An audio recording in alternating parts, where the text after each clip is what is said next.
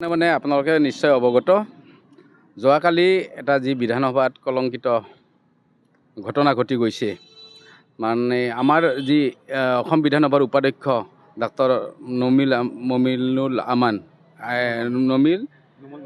নুমল মমিন ডাঙৰীয়াক যি শাৰীৰিকভাৱে অপদস্থ কৰিছে সেই কাৰ্যক আমি গৰিহণা দিয়াৰ লগতে আমি বিচাৰোঁ যে সংসদত বা আমাৰ বিধানসভাৰ মজিয়াত এনেকুৱা ঘটনা পুনৰাবৃত্তি নহওক আৰু যিয়ে এনেকুৱা ঘটনা কৰিছে মানে আপোনালোকে অৱগত নিশ্চয় কংগ্ৰেছ দলৰ বিধায়ক নুৰুল হুদা ডাঙৰীয়া এনেকুৱা মানে অসভ্য আচৰণ কৰিছে আৰু তেওঁক শাৰীৰিকভাৱে অপদস্থ কৰাই নহয় তেওঁক জখম কৰিছে। গতিকে তেনেকুৱা ঘটনাক আমি গৰিহণা দিছোঁ আৰু তেখেতক গ্ৰেপ্তাৰ কৰাৰ কাৰণে আমি চৰকাৰৰ ওচৰত আহ্বান জনাইছোঁ। আৰু এই আমি যে আজি ST মৰ্চাৰ জৰিয়তে এই অৱস্থান ধৰ্মঘট পালন কৰিছোঁ, এয়া আমাৰ অকল বৰপেটা জিলাতেই নহয়, আমাৰ অসমৰ গোটেই জিলাতেই এনেকুৱা অৱস্থান ধৰ্মঘট আজি কাৰ্যসূচী হাতত লোৱা গৈছে। আৰু আমি খন্তেক পিছতে গৈ আমি আমাৰ আয়ুক্ত ডাঙৰীয়াৰ ওচৰত আমি এখন স্মাৰক পত্ৰ দিয়াৰ ব্যৱস্থা কৰিছোঁ আৰু ইয়াৰ জৰিয়তে আমি নুৰুল হুদাক শাস্তিমূলক ব্যৱস্থা গ্ৰহণ কৰাৰ কাৰণে আবেদন জনাইছোঁ।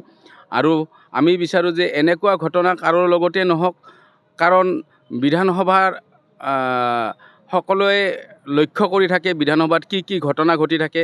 আজিকালি নাভুত নাচৰুত ঘটনা ঘটিব ধৰিছে আৰু সেইবিলাক যোন দলৰে নহওক কিয় আমি গৰিহণা জনাওঁ, কাৰণ তেখেতসকলক অনুসৰণ কৰে মানুহে। কাৰণ এটা বিধানসভা সমষ্টিত এজন ভাল ব্যক্তি, দল যিয়ে নহওক ভাল ব্যক্তি এজন পঠিওৱাৰ কাৰণে সকলোৱে ইচ্ছা কৰে আৰু সেই সকলোৱে মানুহক যিয়ে ভোট দিছে তেওঁক জনপ্ৰতিনিধি যিহেতু ভোট দিয়া মানুহখিনিয়ে সদায় তেখেতৰ কাম কাজৰ প্ৰতিহে লক্ষ্য কৰে, তেওঁলোকক গুণ্ডাগিৰি কৰিব যাব দিয়া নাই, তাত বিধানসভাত যাব দিয়া নাই। আৰু তাৰ তেনেকুৱা আচৰণ দেখিলে সাধাৰণ জনতাই যিসকলে ভোট দিছে নিশ্চয় লজ্জানত হয়। কাৰণ এনেকুৱা জনপ্ৰতিনিধি আমি পঠিয়াব ইচ্ছা কৰা নাছিলোঁ, ভুলবশতঃ আমি পঠিয়ালোঁ। ঠিক এনেকুৱাই আমাৰ সমাজত এনেকুৱা মানে এটা প্ৰভাৱ পৰে। আৰু এইখিনিকে ভাবিছোঁ যে আচলতে জনপ্ৰতিনিধি আমি কেনেকৈ পঠিয়াম, এনেকুৱা যদি আচৰণ হয় তেতিয়াহ'লে আমাৰ সাধাৰণ ৰাইজৰ কি অৱস্থা হ'ব। সেইকাৰণে ক'ব বিচাৰোঁ যে বিধানসভাৰ মজিয়াত এনেকুৱা হ'ব নালাগে।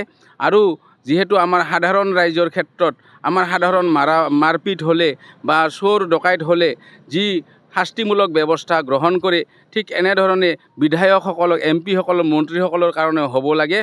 আৰু এইখিনি নকৰিলে সমাজত এটা ভুল বাৰ্তা যাব, কাৰণ তেওঁলোকৰ বাবে আইন সুকীয়া নেকি, আইনটো সকলোৰে বাবে একেই। গতিকে সেই একেই যদি আইন হয়, আইনৰ আধাৰত তেওঁ কেনেধৰণে শাস্তিমূলক ব্যৱস্থা কৰিব পাৰে সেইখিনি কৰি দেখুৱাব লাগিব।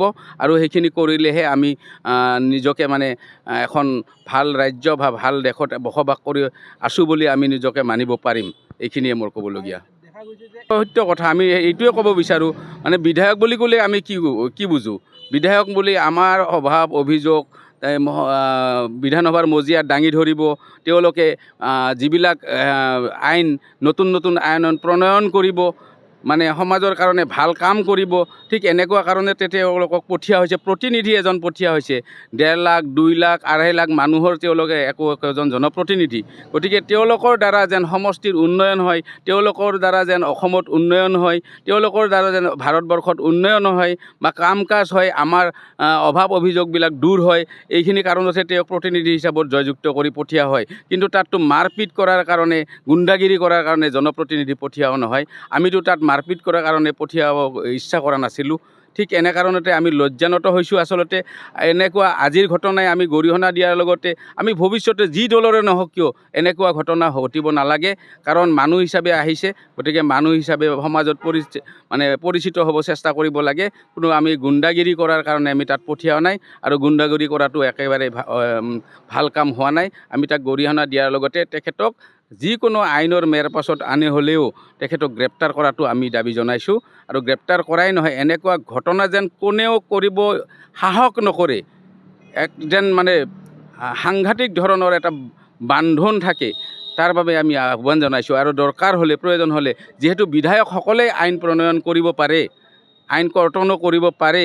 গতিকে তেওঁলোকে এখন এনেকুৱা আইন আনক যেন বিধানসভাৰ মজিয়াত কোনেও কাকো বেয়া অসভ্য আচৰণ কৰিব নোৱাৰে।